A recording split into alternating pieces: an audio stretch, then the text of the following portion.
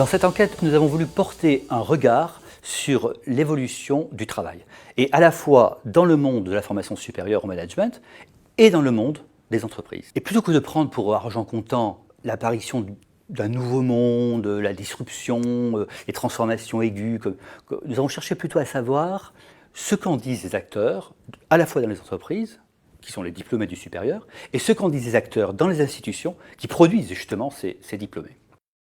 L'objectif de l'étude était finalement de mieux comprendre comment les institutions de formation supérieure au management s'adaptent ou participent aux transformations actuelles ou aux transformations attendues du travail et contribuer à mieux éclairer leur stratégie et leur façon d'aborder cette question.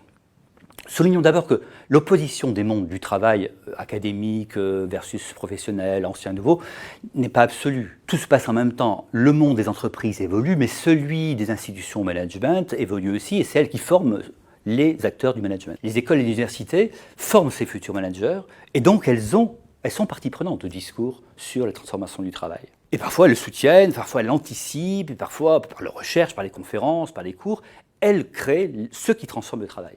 En conséquence, savoir qui des universités ou des écoles est premier dans les transformations n'est pas aussi simple, et il faut comprendre d'abord l'ampleur réelle de ces transformations, ensuite les différentes manières dont les institutions appréhendent ces transformations du travail, et enfin l'impact que ces stratégies des institutions de formation ont sur leur propre façon de travailler.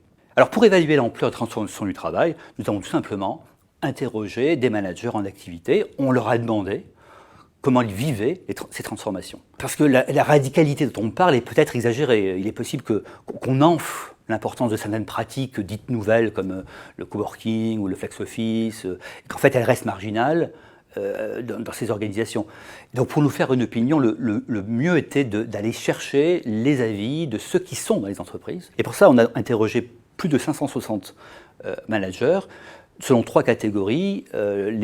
Ceux qui ont une ancienneté de 1 à 5 ans, de 5 à 15 ans et plus de 15 ans. Nos questions ont porté sur leur formation, sur leur carrière, sur l'adéquation entre la formation et le déroulement de la carrière, et donc sur les transformations du travail telles qu'ils les ont vécues. D'autre part, pour savoir comment les institutions de formation supérieure au management ont été ou non partie prenante de ces mutations du travail, nous avons conduit une enquête qualitative en nous appuyant sur un groupe d'experts spécialistes du monde de l'enseignement en management, et on a recueilli ces avis durant des séances qui se sont étalées sur 6 mois.